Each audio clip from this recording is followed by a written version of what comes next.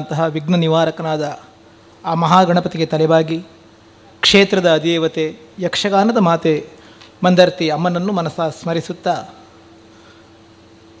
ಗುರುವರಿಯರ ಪಾದಕ್ಕೆ ಸಾಷ್ಟಾಂಗ ಪ್ರಣಾಮಗಳನ್ನು ಸಲ್ಲಿಸಿ ಎರಡು ಮನದ ಮಾತು. ಏನಂತ ಹೇಳಲಿ, ಹೇಗೆ ಹೇಳಲಿ, ಯಾರನ್ನು ಉದ್ದೇಶಿಸಿ ಹೇಳಬೇಕು? ಈಗ ನಾನು ಪ್ರತಿಯೊಬ್ಬರು ಕೂಡ ನನ್ನ ಕುರಿತಾಗಿ ಪ್ರಾರ್ಥನೆ ಮಾಡಿದವರೇ ಇಲ್ಲಿರುವವರು. ಪ್ರತಿಯೊಬ್ಬರು ಕೂಡ ಬದುಕಿನಲ್ಲಿ ಅಂತಹ ಒಂದು ದೊಡ್ಡ ದುರಂತ ಬರ್ತದೆ ಅಂತ ನಾನು ಎಣಿಸಿರಲಿ, ಯಾರೂ ಎಣಿಸುವುದಿಲ್ಲ. ಪ್ರತಿಯೊಬ್ಬರು ಕನಸು ಕಾಣುವುದು ಸುಖವನ್ನೇ, ಕಷ್ಟ ಬೇಕು ಅಂತ ಯಾರೂ ಬಯಸುವುದಿಲ್ಲ.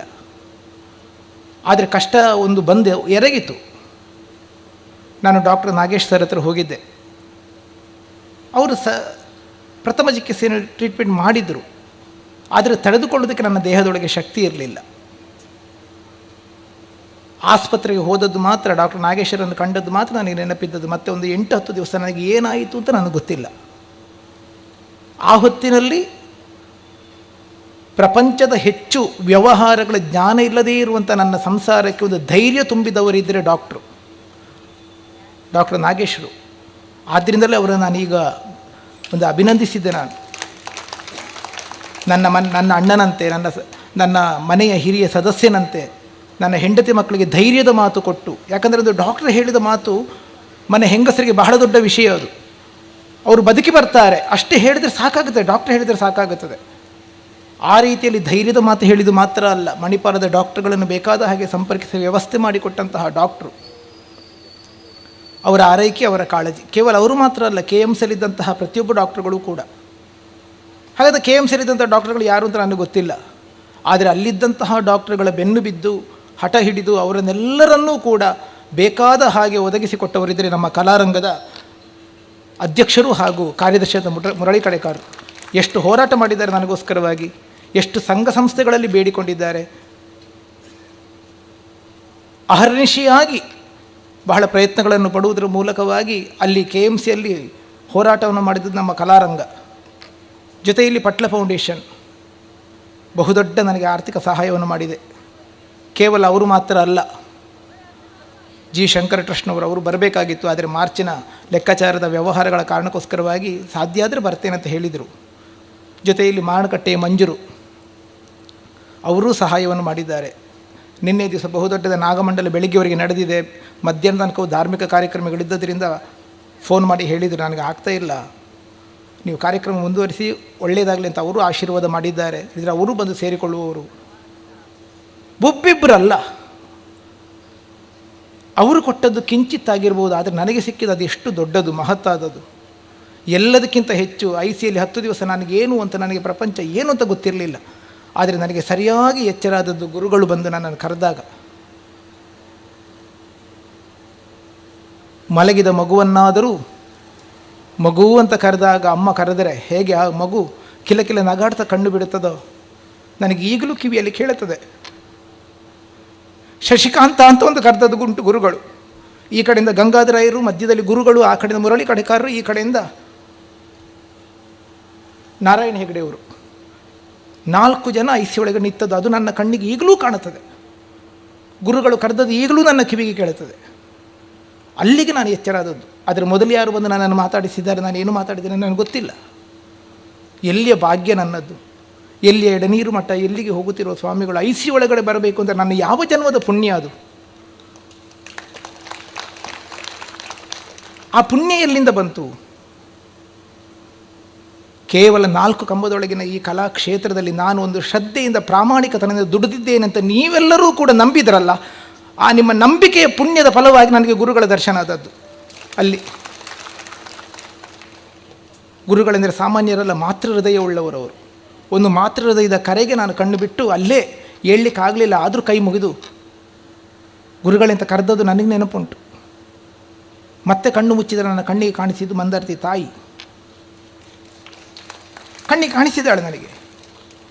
ಬೆನ್ನ ಹಿಂದುಗಡೆಯಿಂದ ಗುರುರಾಯರು ಕಾಣಿಸಿದ್ದಾರೆ. ಎಷ್ಟೆಷ್ಟೋ ಜನ ಹರಕೆಯನ್ನು ಹೇಳಿಕೊಂಡದ್ದುಂಟು. IC ಒಳಗಡೆ ಬಂದು ಪ್ರಸಾದ ಕೊಟ್ಟದ್ದುಂಟು. ಶಬರಿಮಲೆಗೆ ಇರುಮುಡಿ ಹೊತ್ತುಕೊಂಡು ಹೋಗಿ ಅಲ್ಲಿಯ ಮೂಲ ಪ್ರಸಾದ ತಂದು ನನ್ನ ಹಣೆಗೆ ಹಚ್ಚಿ ಇವರನ್ನು ಎಬ್ಬಿಸು, ಇವರ ತಲೆ ಮೇಲೆ ಇರುಮುಡಿ ಹೊತ್ತಿಸ್ಕೊಂಡು ಬರ್ತೇನೆ, ಇವರನ್ನು ಬದುಕಿಸಿ, ಏನು ಸಂಬಂಧ?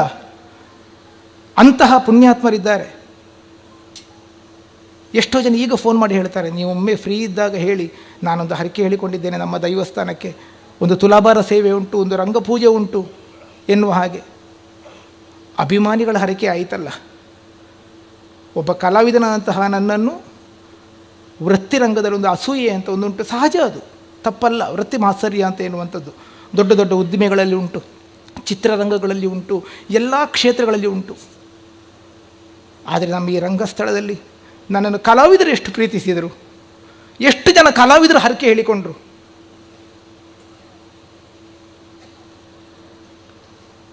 ಆಡಳಿತ ಮುಖ್ಯಸ್ಥರಾದಂತಹ ಶ್ರೀಮಾನ್ ಧನಂಜಯ ಶೆಟ್ಟರು ಕಲಾವಿದರನ್ನು ಕೂಡಿಕೊಂಡು ಹೋಗಿ ತಾಯಿಯಲ್ಲಿ ಪ್ರಾರ್ಥನೆ ಮಾಡಿದ್ರಂತೆ, ಅವರನ್ನು ಬದುಕಿಸಿದ್ರಿಂದ ಹರಕೆ ಆಟ ಮಾಡುತ್ತೇವೆ, ಮಂದರ್ತಿಯ ಹರಕೆ ಆಟ, ಕಲಾವಿದರು ಸೇರಿಕೊಂಡು. ಹಾಲಾಡಿ ಮೇಳದ ಕಲಾವಿದರು ಉಪ್ಪೂರು ಸುಧೀರ, ತೊಂಬಟ್ಟು ವಿಶ್ವನಾಥ, ಆ ಹಾಲಾಡಿ ಮೇಳದ ಕಲಾವಿದರು ನನಗೋಸ್ಕರವಾಗಿ ಅವರ ಅಭಿಮಾನಿಗಳನ್ನು ಸೇರಿಕೊಂಡು ಹಾಲಾಡಿ ಮೇಳದ ಹರಕೆ ಹೇಳಿಕೊಂಡಿದ್ದಾರೆ. ಶಶಿಯಣ್ಣ, ನೀವು ಬಂದ ಮೇಲೆ ನೀವು ಹೇಳಿದ ನಿಮ್ಮ ಮನೆಯೋ ಅಥವಾ ಕ್ಷೇತ್ರವೋ ಎಲ್ಲಿಯೋ ನಾವು ಆಟ ಮಾಡುತ್ತೇವೆ. ಇನ್ನೊಬ್ಬರು ನೀಲಾವರ ಮೇಳದ ಆಟ, ಎಷ್ಟು ಜನ ನನಗೆ ಪರಿಚಯ ಇಲ್ಲದೆ ಇದ್ದವರು ಕೂಡ ಅವರವರ ಪರಿಚಯದ ಕಲಾವಿದರ ಮುಖೇನವಾಗಿ ಹರಕೆ ಹೇಳಿಕೊಂಡವರು. ನಿಮ್ಮ ಹರಕೆಯ ಫಲವಾಗಿ ನಾನು ಎದ್ದು ಬಂದಿದ್ದೇನೆ, ಅಲ್ಲದೆ ಇನ್ನೇನೂ ಇಲ್ಲ. ಕಾಲಿಗೆ ಗೆಜ್ಜೆ ಕಟ್ಟುವಾಗ ನಾನು ದೇವತಾ ಪ್ರಾರ್ಥನೆ ಮಾಡಿ ಆ ಮಂದರತಿ ತಾಯಿಯನ್ನು ನೆನಪು ಮಾಡಿಕೊಂಡೇ ನಾನು ರಂಗಸ್ಥಳ ಏರಿದ್ದು. ನಾನು ಬಡಗುತಿಟ್ಟಿಗೆ ಬಂದದ್ದು ಇದೇ ನೆಲದಲ್ಲಿ. ಮಂದರತಿ 3ನೇ ಮೇಳ ಆಗುವಾಗ ನಾನು ಇದೇ ಸ್ಥಳದಲ್ಲಿ ಗೆಜ್ಜೆ ಕಟ್ಟಿ ವೃತ್ತಿರಂಗಕ್ಕೆ ಬಂದವ. ಮತ್ತೆ ಹಿಂತಿರುಗಿ ನೋಡುವ ಹಾಗೆ ಮಾಡಲಿಲ್ಲ ಆ ತಾಯಿ, ನನ್ನನ್ನು ಯಶಸ್ಸಿನ ಮೆಟ್ಟಿಲಲ್ಲಿ ಏರಿಸ್ತಾ ಹೋದಳು. ಆ ಕಾರಣಕ್ಕೋಸ್ಕರವಾಗಿ ನಾನು ಆಸ್ಪತ್ರೆಯಲ್ಲಿರುವಾಗಲೇ ನನ್ನ ಗೆಳೆಯರಲ್ಲಿ ಹೇಳಿದೆ, ನನಗೆ ಮಂದರತಿಯಲ್ಲಿ ಗೆಜ್ಜೆ ಕಟ್ಟಬೇಕು, ನಾನು ಮಂದರತಿಯಲ್ಲಿ ನಾನು ಗೆಜ್ಜೆ ಕಟ್ಟಿಕೊಂಡು ಮುಂದುವರಿಯಬೇಕು, ನನಗೆ ಅದಕ್ಕೆ ವ್ಯವಸ್ಥೆ ಮಾಡಿಕೊಂಡು, ನನಗೆ ಅಷ್ಟೇ ಬೇಕಾದ, ನನಗೆ ಮತ್ತೆಂಥದ್ದು ಬೇಡ. ಆದರೆ ಇಷ್ಟು ಚಂದದಲ್ಲಿ, ಇಷ್ಟು ವೈಭವದಲ್ಲಿ, ಇಷ್ಟು ಶಿಸ್ತಿನಲ್ಲಿ, ಗುರುಗಳ ಸನ್ನಿಧಾನದಲ್ಲಿ ಒಂದು ನಡೆಯುತ್ತದೆ ಅಂತ ನಾನು ಎಣಿಸಿಕೊಂಡಿರಲಿಲ್ಲ. ಆದರೆ ಅದಕ್ಕೆಲ್ಲ ಕಾರಣರಾದದ್ದು ನನ್ನ ಗೆಳೆಯರು ಹಾಗೂ ಅಭಿಮಾನಿಗಳಂತಹ ನೀವು. ಎಷ್ಟು ಜನ ಬೆನ್ನಿಗೆ ನಿಂತರು, ಎಷ್ಟು ಜನ ಧೈರ್ಯದ ಮಾತು ಹೇಳಿದರು. ಇತ್ತು ಅಪವಾದಗಳು ಕೇಳಿದ್ದೇನೆ, ಹಿಂದುಗಡೆಯಿಂದ ಏನೇನೋ ಮಾತಾಡಿದರು, ನೆಗೆಟಿವ್ ಮಾತಾಡಿದರು. ಆ ಕಾಯಿಲೆ ಉಂಟಂತೆ, ಈ ಕಾಯಿಲೆ ಉಂಟಂತೆ, ಏನೇನೋ ಉಂಟಂತೆ, ಹಾಗಂತೆ ಹೀಗಂತೆ, ಬದುಕುವುದಿಲ್ಲಂತೆ, ವೆಂಟಿಲೇಟರ್ ತೆಗೆದರೆ ಹೋಯ್ತಂತೆ. ನನಗೆ ಹುಷಾರಾದ ಮೇಲೆ ಬಂದಿದೆ. ಶ್ರದ್ಧಾಂಜಲಿಯ ಇಮೇಜನ್ನು ಕೂಡ ಸಿದ್ಧ ಮಾಡಿ ಇಟ್ಟಿದ್ದರಂತೆ. ಇರಲಿ, ಬೇಡ, ಅದು ಇಷ್ಟು ಸಂತೋಷದ ನೆಗೆಟಿವ್ ಯಾಕೆ, ಋಣಾತ್ಮಕವಾದ ವಿಚಾರವನ್ನು ಬಿಡೋಣ. ಆದರೆ ನಾನು ಮತ್ತೆ ಬದುಕಿ ಬರಬೇಕೆನ್ನುವಂಥ ಒಂದು ಛಲ, ಬದುಕಿ ಬರಬೇಕೆನ್ನುವಂಥ ಕನಸು, ಆಸೆಗಳು ನಿಮ್ಮೊಳಗೆ ಹೇಗಿತ್ತು, ಬದುಕಿ ಬರಬೇಕಂತ ಛಲ ನನ್ನೊಳಗೂ ಇತ್ತು. ಅದಕ್ಕೆ ಪೂರಕವಾಗಿ ಬೆಂಬಲವಾಗಿ ಬಂದವರು ನೀವೆಲ್ಲರೂ ಕೂಡ. ನಾನೀಗ ದಯವಿಟ್ಟು ನಾನು ಹೆಸರು ಹೇಳಲಿಕ್ಕೆ ಹೋಗೋದಿಲ್ಲ, ಯಾರ ಹೆಸರು ಅಂತ ಹೇಳಿ. 10 ರೂಪಾಯಿಯಿಂದ ಹಿಡಿದು ಲಕ್ಷಗಟ್ಟಲೆ ಕೊಟ್ಟವರಿದ್ದಾರೆ. ಅಲ್ಲದ್ರೆ ಆಸ್ಪತ್ರೆ ಬಿಲ್ ನಾನು ಹೇಗೆ ಸಂಪಾದನೆ ಮಾಡಿಕೊಡಲಿ? ಈಗ 4-5 ತಿಂಗಳು ನಾನು ಮನೆಯಲ್ಲೇ ಇದ್ದೇನೆ, ಊಟಕ್ಕೇನು ಮಾಡಲಿ? ನಾನು ನಡಿಬೇಕಲ್ಲ, ದಿನ ಸಂಸಾರ ನಡೀಬೇಕಲ್ಲ. ಮನೆಯವರೆಗಾಗಿ ಬಂದು ಕಲಾವಿದ ಬಂಧುಗಳು, ಮೈಯರು, ಕೊಂಡದು ಕುಳಿಯವರು, ಇನ್ನುಳಿದಂತಹ ಎಷ್ಟು ಜನ, ತಪ್ಪು ತಿಳಿಬೇಡಿ, ನನಗೆ ಹೆಸರನ್ನು ಅಂದರೆ ತುಂಬ ಜನ ಇದೆ. ಕಾರವಾರ ತುದಿಯಿಂದ ಹಿಡಿದು ಕಾಸರಗೋಡಿನವರೆಗಿನ ನನ್ನ ಅಭಿಮಾನಿಗಳೆಲ್ಲರೂ ಹೆಚ್ಚಾಗಿ ಮನೆಗೆ ಬಂದಿದ್ದಾರೆ. ದಿನಸಿ ಸಾಮಾನು ತಂದು ಕೊಟ್ಟಿದ್ದಾರೆ, ಅಕ್ಕಿ ಬೆಲೆ ಬೇಳೆಗಳನ್ನು ಕೊಟ್ಟಿದ್ದಾರೆ, ಅವರಿಗೆ ಆದಷ್ಟು ಹಣಗಳನ್ನು ಕೊಟ್ಟಿದ್ದಾರೆ, ಧೈರ್ಯದ ಮಾತುಗಳನ್ನು ಆಡಿದ್ದಾರೆ. ಅದಕ್ಕಿಂತಲೂ ಹೆಚ್ಚಾದದ್ದು, ನಾನು ಮಲ್ಕೊಂಡು ನನಗೆ ಸೊಂಟದಲ್ಲಿ ಬಲವೇ ಇಲ್ಲದೆ ನಡಿಲಿಕ್ಕಾಗದೇ ಇದ್ದಂಥ ಹೊತ್ತಿನಲ್ಲಿ ಮನೆಯ ತನಕ ಸಂಸಾರ ಸಮೇತ ಬಂದು ಧೈರ್ಯದ ಮಾತಾಡಿ ನನಗೆ ವಾಕರ್ ತಂದುಕೊಟ್ಟು, ವೀಲಿಂಗ್ ಕಮೋಡನ್ನು ತಂದುಕೊಟ್ಟವರು ವೆಂಕಟೇಶ್ ವೈದ್ಯರು. ಎಷ್ಟು ಸಲ ಬಂದಿದ್ದಾರೆ ನನ್ನ ಮನೆಗೆ ಅವರು. ಯಶಸ್ವಿ ಕಲಾವೃಂದದ ವೆಂಕಟೇಶ್ ವೈದ್ಯರು ಬಂದುಕೊಂಡು ವಾಕರ್ ತಂದುಕೊಟ್ಟು, ಎದ್ದು ಬರಬೇಕು ನೀವು. ಅಷ್ಟೇ ಅಲ್ಲ, ಶ್ವಾಸಕೋಶದ ನನಗೆ ತೊಂದರೆ ಉಂಟು ಅಂತ ಕೇಳಿದಾಗ ಮತ್ತೆ ನಿಮ್ಮನ್ನು ರಂಗಸ್ಥಳದಲ್ಲಿ ಬೇಗ ಕಾಣಬೇಕು, ನೀವು ಎದ್ದು ಓಡಾಡುವಾಗ ಆಗುತ್ತೀರಿ ಎನ್ನುವ ಹಾಗೆ ನಂಚಾರ್ನ ಗೋಶಾಲೆಯ ರಾಜೇಂದ್ರ ಚಕ್ಕೇರ್ ಅವರು ನನಗೆ ಒಂದು ಪ್ರಾಣಾಯಾಮ ಹೇಳಿಕೊಟ್ಟು, ಮನೆಗೆ ಬಂದು ನನಗೆ ಪ್ರಾಣಾಯಾಮ ಹೇಳಿ, ಆದರೆ ನಾನು ಇಷ್ಟು ಬೇಗ ಹೇಳ್ತಿರಲಿಲ್ಲ. ಎಲ್ಲಿಯ ಸಂಬಂಧ, ನನಗೆ ಅವರ ವಿಶೇಷವಾದ ಪರಿಚಯ ಏನೂ ಅಲ್ಲ. ಅವರು ಒಂದು ಆಟ ಆಡಿಸಿದಲ್ಲಿ ನಾನು ಅಂಬೆ ಮಾಡಿದ್ದೇನೆ ಅಷ್ಟೇ. ಹಾಗಾದರೆ 4 ಕಂಬಗಳೊಳಗಿನ ಈ ರಂಗಸ್ಥಳದಲ್ಲಿ 4 ಶಬ್ದಗಳ ಯಕ್ಷಗಾನ ಎನ್ನುವಂಥ ಆ ಒಂದು ದೊಡ್ಡ ಕಲಾ ಸಂಪತ್ತನ್ನು ನೆಚ್ಚಿಕೊಂಡಂತಹ ನಾನು ಕಲಾ ಸರಸ್ವತಿಯನ್ನೇ ನಂಬಿಕೊಂಡದ್ದರಿಂದ ಆ ಕಲಾ ಸರಸ್ವತಿ ನಿಮ್ಮೆಲ್ಲರ ಮುಖೇನವಾಗಿ ನನ್ನನ್ನು ಉಳಿಸಿಕೊಟ್ಟಿದ್ದಾಳೆ. ಆದ್ದರಿಂದ ನಿಮ್ಮಂಥ ಈ ನೆರವು, ನಿಮ್ಮ ಈ ಪ್ರೋತ್ಸಾಹ, ನಿಮ್ಮ ಆಸೆ ಯಾವ ಕಾಲಕ್ಕೂ ನಾನು ಮರೀಲಿಕ್ಕಿಲ್ಲ. ಹೇಳಿದರು ನಮ್ಮೊಳಗೊಂದು ವಿಲ್ ಪವರ್ ಬೇಕೆನ್ನುವ ಹಾಗೆ. ನೀವೆಲ್ಲ ಬಯಸಿದೆ ನಾನು ಮತ್ತೆ ಬರಬೇಕು. ಈಗಲೂ ನಾನು ಲೈವ್ನಲ್ಲಿ ಕೆಲವರೆಲ್ಲ ಕಮೆಂಟ್ ಹಾಕಿ ನೋಡಿದೆ, ದಾಕ್ಷಾಯಿಣಿ ಮತ್ತೆ ಬರ್ತಾ ಇದ್ದಾಳೆ, ದಾಕ್ಷಾಯಿಣಿ ಮತ್ತೆ ಬರ್ತಾ ಇದ್ದಾಳೆ. ಎಲ್ಲಿಯೋ ಕೂತವರು. ಹಾಗಾದರೆ ನಿಮ್ಮೊಳಗೆ ಅಷ್ಟು ತುಡಿತ ಉಂಟು ಅಂತಾದರೆ ನಾನು ಬೇಗ ಎದ್ದು ಬರಬೇಕಾ ಬೇಡುವ? ಯೋಚನೆ ಮಾಡಿ. ಕೆಲವರು ಕೇಳಿದರು, ಸಾಧ್ಯ ಇಲ್ಲ ಉಳಿದವರಿಗಾದರೆ 6 ತಿಂಗಳು ಮಲ್ಕೊಂಡಲ್ಲೇ ಇರ್ತಾರೆ, 1 ವರ್ಷ ತನಕ ಮತ್ತೆ ಎದ್ದು ಬರಲಿಕ್ಕೆ ಸಾಧ್ಯ ಇಲ್ಲ, ಹೇಗೆ ಎದ್ದು ಬಂದಿರಿ? ಆದಷ್ಟು ಧನಾತ್ಮಕವಾಗಿ ಚಿಂತಿಸೋಣ ಅಂತ ನಾನು ಅಷ್ಟೇ ಹೇಳುವುದು. ಬೇಕಾದರೆ ಯೋಚಿಸುವ, ನಾವು ಒಂದು ಗಳಿಗೆ ಒಂದು ನೆಲ್ಲಿಕಾಯಿ 4 ತುಂಡು ಮಾಡುವ, ಸ್ವಲ್ಪ ಉಪ್ಪು ಮತ್ತು ಖಾರ ಹಾಕುವ, ಬಾಯೊಳಗೆ ಹಾಕಿ ಜಗಿಯುವ, ಏನಾಗುತ್ತದೆ? ಹೆಚ್ಚು ಕಡಿಮೆ ಒಂದಿಷ್ಟು ಜನರ ಬಾಯಲ್ಲಿ ನೀರು ಬಂದಿರ್ಬೋದಲ್ಲ. ಹಾಗಾದರೆ ನಾವು ಏನನ್ನು ಯೋಚಿಸ್ತೇವೋ ನಮ್ಮ ಮೆದುಳು ಅದಕ್ಕೆ ಸರಿಯಾದ ಚಿಂತನೆಯನ್ನು ಮಾಡಿ ನಮ್ಮ ದೇಹವನ್ನು ಸಿದ್ಧ ಮಾಡುತ್ತದೆ. ಅದೇ ರೀತಿಯಲ್ಲಿ ನಾನು ಆಸ್ಪತ್ರೆಯಿಂದ ಇದ್ದು ಮನೆಗೆ ಬಂದಾಗ ನಾನು ನೆನಪು ಮಾಡಿದ್ದೆ ಮಂದಾರ್ತಿ ತಾಯಿಯನ್ನು, ನಿನ್ನ ರಥೋತ್ಸವ ದಿವಸ ನಾನು ಗೆಜ್ಜೆ ಕಟ್ಟಿ ನಿನ್ನೆ ಎದುರು ನಿಲ್ಲುವ ಹಾಗೆ ಮಾಡಬೇಕಮ್ಮ ನೀನು. ನಾನು ಬಂದಿದ್ದೇನೆ ನಾನು ಗೆಜ್ಜೆ ಕಟ್ಟಿಲ್ವ. ಆವಾಗಲೇ ಯೋಚನೆ ಮಾಡಿದೆ, ಮುಂದಿನ ಯುಗಾದಿಯ ದಿವಸಕ್ಕೆ ನಾನು ಮತ್ತೆ ಮೇಳಕ್ಕೆ ಹೋಗುವಾಗ ನೀನು ನನ್ನನ್ನು ಸಿದ್ಧತೆ ಮಾಡಿಕೊಡು. ಅದನ್ನು ನಡೆಸಿದ್ದಾಳೆ ಆ ತಾಯಿ. ಆದ್ದರಿಂದ ಆ ತಾಯಿಯನ್ನು ನಾನು ಯಾವ ಕಾಲಕ್ಕೂ ಮರೆಯುವುದಿಲ್ಲ, ಮರ್ತದ್ದೂ ಇಲ್ಲ. ಬಣ್ಣ ಹಚ್ಚುವಲ್ಲಿಂದ, ಗೆಜ್ಜೆ ಕಟ್ಟುವಲ್ಲಿಂದ, ರಂಗಸ್ಥಳ ಏರುವಲ್ಲಿಂದ ದಿನನಿತ್ಯ ಅವಳ ಪ್ರಾರ್ಥನೆಯನ್ನು ನಾನು ಮಂದಾರ್ತಿ ಮೇಳಕ್ಕೆ ಸೇರಿದಂದಿನ ಮಾಡ್ತಾ ಬಂದಿದ್ದೇನೆ. ಆ ತಾಯಿ ನಿಮ್ಮೆಲ್ಲರ ಮುಖೇನವಾಗಿ ನನ್ನನ್ನು ಉಳಿಸಿಕೊಟ್ಟಿದ್ದಾಳೆ. ಆ ನೆನಪು ನನಗೆ ಈಗಲೂ ಉಂಟು. ಇನ್ನು ಮುಂದೆ ಗೆಜ್ಜೆ ಕಟ್ಟುವಾಗ ಕೇವಲ ದೇವತಾ ಸ್ತುತಿ ಮಾತ್ರ ಅಲ್ಲ, ಅಭಿಮಾನಿಗಳಂತಹ ನಿಮ್ಮೆಲ್ಲರ ಒಂದು ಹೆಸರನ್ನು ಹೇಳಿ ಗೆಜ್ಜೆ ಕಟ್ಟಿ ಮತ್ತು ರಂಗಸ್ಥಳಕ್ಕೆ ಬರ್ತೇನೆ. ಆಗ ನಾನು ಊರುವ ಕಾಲು ಅದು ಜಾರುವ ಕಾಲಲ್ಲ, ಅದು ನಿಲ್ಲುವ ಕಾಲ ಆಗುತ್ತದೆ. ಯಾಕೆಂದರೆ ನನ್ನ ಉಸಿರಿನ ಜೊತೆ ನಿಮ್ಮೆಲ್ಲರ ಉಸಿರು ಕೂಡ ಸೇರಿಕೊಂಡಿರ್ತೇನೆ ಅನ್ನುವಂಥ ವಿಶ್ವಾಸದಿಂದ ಮತ್ತೆ ಮತ್ತೆ ಮತ್ತೆ ಮತ್ತೆ ನಾನು ನಿಮಗೆ ನಮನವನ್ನು ಸಲ್ಲಿಸ್ತಾ ಇದ್ದೇನೆ. ಕೆಲವರ ಹೆಸರು ಬಿಟ್ಟು ಹೋಗಿರ್ಬೋದು, ಅಥವಾ ಕೆಲವೊಂದಿಷ್ಟು ಮರೆತು ಹೋಗಿರ್ಬೋದು. ಮತ್ತೊಂದು ಹೇಳಬೇಕಾದದ್ದು, ಹೊಗಳಬೇಕಾಳುಗಳ ಕೆಲಸ ಮಾಡಿದ ಮೇಲೆ ಒಂದು ವಚನ ಉಂಟು, ಕೊನೆಗೆ ಬರ್ತದೆ, ಹೊಗಳಬಾರದು ಮಗನ. ನಮ್ಮ ಸಂಸಾರವನ್ನು ನಾವು ಮತ್ತೊಬ್ಬರೆದುರು ಹೊಗಳಬಾರದು ಅಂತ. ಆದರೆ ನನ್ನ ಬೆನ್ನಿಗೆ ನಿಂತವಳು ನನ್ನ ಹೆಂಡತಿ ದೇವಿಕಾ. ಎಲ್ಲಿವರೆಗಂದರೆ ಕೆಲವರು ಅವಳ ಹತ್ರವೇ ಹೇಳಿದ್ರಂತೆ, ನಿನ್ನ ಗಂಡನಿಗೆ ಆ ಕಾಯಿಲೆ ಉಂಟು, ಈ ಕಾಯಿಲೆ ಉಂಟು, ಬದುಕುವುದಿಲ್ಲ. ಧೈರ್ಯದ ಮಾತು ಆಡಬೇಕಂತ ಹೊತ್ತಿನಲ್ಲಿ ಅಂಥ ಮಾತು ಅವಳ ಹತ್ರ ಹೇಳಿದ್ದುಂಟಂತೆ. ಅವಳೊಂದೇ ಮಾತು ಹೇಳಿದಂತೆ, ನನ್ನ ಮಾಂಗಲ್ಯ ಬಗ್ಗೆ ಗಟ್ಟಿ ಇದ್ದರೆ ಅವರು ಹೇಗಿದ್ದರೂ ನಾನು ಉಳಿಸಿಕೊಳ್ತೇನೆ, ಅವರು ಹೇಗಿದ್ದರೂ ನನಗೆ ಬೇಕು. ಆ ಧೈರ್ಯ ಉಂಟಲ್ಲ, ನನ್ನನ್ನು ಮಗುವಿನಂತೆ ತಮ್ಮನ ಹಾಗೆ ನನ್ನನ್ನು ಆರೈಕೆ ಮಾಡಿದವಳಿದ್ದಾಳೆ. ಅದರಿಂದ ಅವಳನ್ನು ನಾನು ನೆನಪು ಮಾಡಿಕೊಳ್ಳೇಬೇಕು. ಅವಳಿಗೂ ಒಂದು ಧನ್ಯವಾದ. ಜೊತೆಯಲ್ಲಿ ಹೆಚ್ಚು ಕಡಿಮೆ 38-40 ದಿವಸ ನಾವು ಮನೆಯ ಪರಿವಿಲ್ಲದೆ ನಾವು ಗಂಡ ಹೆಂಡತಿ ಮನೆಯಲ್ಲೇ ಆಸ್ಪತ್ರೆಯಲ್ಲಿ ಇದ್ದೆವು. ಅಷ್ಟು ದಿವಸವೂ ಮನೆಯ ಹೊಣೆಗಾರಿಕೆಯನ್ನು ನೋಡಿಕೊಂಡವ 16 ವರ್ಷದ ನನ್ನ ಮಗ ಶಿವರಂಜನ್ ಈಗ ನಿಮ್ಮೆದುರು ಲಕ್ಷ್ಮಣನಾಗಿ ಪಾತ್ರ ಮಾಡಿದ್ದವ. ಅಂತಹ ನನ್ನ ಮಗ ಜವಾಬ್ದಾರಿಯಿಂದ ನೋಡಿಕೊಂಡಿದ್ದಾನೆ. ಆ ಜವಾಬ್ದಾರಿ ಅವರಿಗೆ ಹೇಗೆ ಬಂತು ಕೇಳಿದರೆ ಆ ಕಲಾ ಸರಸ್ವತಿಯೇ ಒದಗಿಸಿಕೊಟ್ಟದ್ದು, ಇನ್ಯಾರೂ ಇಲ್ಲ, ದೇವರೇ ಒದಗಿಸಿಕೊಟ್ಟದ್ದು ಪುಣ್ಯದಿಂದಲಾಗಿ ನಾನು ಅಂಥವರನ್ನು ಪಡ್ಕೊಂಡಿದ್ದೇನೆ. ಹಾಗಾಗಿ ನಿಮ್ಮೆಲ್ಲ ಆಶೀರ್ವಾದ ಇನ್ನು ಮುಂದೆಯೂ ಹೀಗೆ ಇರಲಿ. ಮತ್ತೆ ನಾನು ನಿಮ್ಮೆಲ್ಲರ ಅಪೇಕ್ಷೆಯಂತೆ ಅದೇ ದಾಕ್ಷಾಯಿಣಿ, ಅದೇ ಅಂಬೆ, ಅದೇ ಚಂದ್ರಮತಿಯಾಗಿ ನಿಮ್ಮ ಮುಂದೆ ಕಾಣಿಸಿಕೊಳ್ಳುವಂಥ ಚೈತನ್ಯ ಮತ್ತು ಆ ಕಲಾ ಸರಸ್ವತಿ ತುಂಬಿಕೊಡಲಿ ಎನ್ನುವ ಹಾಗೆ ನಾನು ಬೇಡಿಕೊಳ್ಳುತ್ತೇನೆ. ಮತ್ತೆ ಗುರುಗಳ ಸನ್ನಿಧಾನಕ್ಕೆ ವಂದಿಸ್ತಾ ಮಾತನ್ನು ಮುಗಿಸ್ತೇನೆ.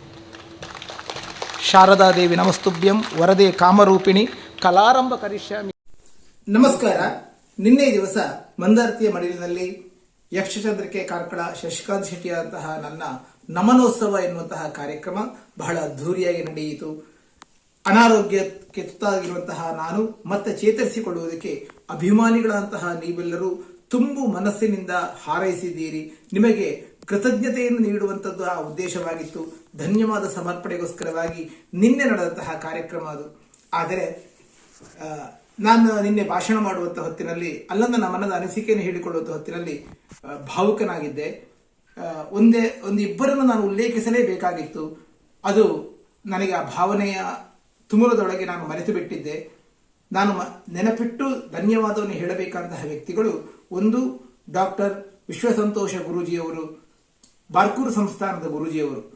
ನಾನು ಆಸ್ಪತ್ರೆಯಲ್ಲಿದ್ದಾಗ ನನ್ನ ಹೆಂಡತಿಯನ್ನು ಫೋನ್ ಮುಖಾಂತರವಾಗಿ ಭೇಟಿಯಾಗಿ ಸಾಂತ್ವನದ ಮಾತುಗಳನ್ನಾಡಿ ಧೈರ್ಯ ತುಂಬಿ ಸಹಾಯವನ್ನು ನೀಡಿದವರು. ಮಾತ್ರ ಅಲ್ಲ, ನಾನು ಗುಣಮುಖನಾಗಿ ಮನೆಗೆ ಬಂದ ಬಳಿಕವೂ ತಮ್ಮ ಬಾರ್ಕೂರ್ ಸಂಸ್ಥಾನಕ್ಕೆ ನನ್ನನ್ನು ಕರೆಸಿಕೊಂಡು ಬೇಕಾದಂತಹ ರೀತಿಯಲ್ಲಿ ಚಂದದ ಮಾತುಗಳನ್ನಾಡಿ ನೈತಿಕವಂತಹ ಸ್ಥೈರ್ಯವನ್ನು ತುಂಬಿ ಸಹಾಯದ ಧನವನ್ನು ನೀಡಿ ಜೊತೆಯಲ್ಲಿ ಅವರ ಆರೋಗ್ಯಕ್ಕೆ ಆಯುರ್ವೇದಿಕ್ ಕೇಂದ್ರದಿಂದ ಬೇಕಾದ ಇವರು ತಮ್ಮ ಆಯುಷ್ ಎನ್ನುವಂತಹ ಸಂಸ್ಥೆಯಿಂದ ಆರೋಗ್ಯವರ್ಧಕವಾದಂತಹ ಆಯುರ್ವೇದಿಕ್ ಪೌಡರ್ ಅನ್ನು ನನಗೆ ಒದಗಿಸಿಕೊಟ್ಟರು. ನನ್ನ ಶ್ವಾಸಕೋಶಕ್ಕೆ ಸಂಬಂಧಪಟ್ಟಂತಹ ಕಾಯಿಲೆ ಶೀಘ್ರವಾಗಿ ಗುಣಮುಖರಾಗುವುದಕ್ಕೆ ತಮ್ಮ ಆಯುರ್ವೇದದ ವಿದ್ಯೆಯ ಮೂಲಕವಾಗಿ ನನಗೆ ಬಹುದೊಡ್ಡ ಉಪಕಾರವನ್ನು ಮಾಡಿದ್ದಾರೆ. ಅವರಿಗೆ ನಾವು ದಂಪತಿಗಳು ಹೃತ್ಪೂರ್ವಕವಾದಂತಹ ಧನ್ಯವಾದಗಳನ್ನು ಅರ್ಪಿಸ್ತಾ ಇದ್ದೇವೆ. ಇನ್ನೊಬ್ಬರನ್ನು ನಾನು ನೆನಪಿಸಿಕೊಳ್ಳಬೇಕಾಗಿತ್ತು. ಕಲಾವಿದರ ಪಾಲಿನ ಕಾಮಧೇನು ಕಲ್ಪವೃಕ್ಷ ಟಿ ಶಾಂಭಟ್ ಸರ್ ಅವರು.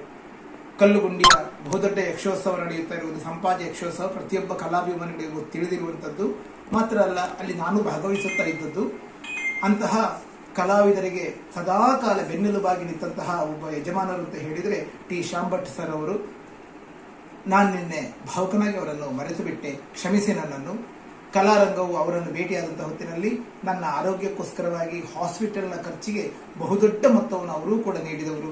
ಅವರಿಗೂ ನಾವು ದಂಪತಿಗಳು ಹಾರ್ದಿಕವಾದಂತಹ ಧನ್ಯವಾದವನ್ನು ಅರ್ಪಿಸ್ತಾ ಇದ್ದೇವೆ. ದಯವಿಟ್ಟು ನಮ್ಮನ್ನು ಕ್ಷಮಿಸಿ. ನಿನ್ನೆ ನಾನು ಭಾವುಕನಾದ ನಿನ್ನೆ ವೇದಿಕೆಯಲ್ಲಿ ನಾನು ಅವರನ್ನು ನೆನಪಿಸಿಕೊಳ್ಳಬೇಕಾಗಿತ್ತು. ಆದರೆ ಭಾವುಕನಾದ್ದರಿಂದ ಏನೋ ಮನುಷ್ಯ ಸಹಜವಂತಹ ಮರೆವು ನನ್ನನ್ನು ಆವರಿಸಿಬಿಟ್ಟಿತು. ಆದರೆ ಮತ್ತೆ ನಾನು ವೇಷ ಮಾಡುವಂತಹ ಹೊತ್ತಿನಲ್ಲಿ ನನ್ನ ಶ್ರೀಮತಿ ನನಗೆ ಅದನ್ನು ನೆನಪು ಮಾಡಿಕೊಟ್ಟಳು.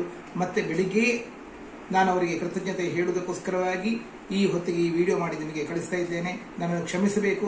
ಅವರಿಬ್ಬರನ್ನೂ ಕೂಡ ನಾನು ಸದಾ ಸ್ಮರಿಸ್ತೇನೆ.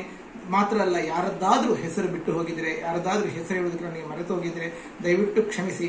ಯಾರೆಲ್ಲ ನನಗೆ ಉಪಕಾರವನ್ನು ಮಾಡಿದ್ದೀರೋ ನಿಮಗೆಲ್ಲರಿಗೂ ಅನಂತಾನಂತ ಕೃತಜ್ಞತೆಗಳು, ಧನ್ಯವಾದಗಳು. ನಿಮ್ಮ ಶ್ರೀರಕ್ಷೆ ಸದಾ ನನ್ನ ಮೇಲಿರಲಿ.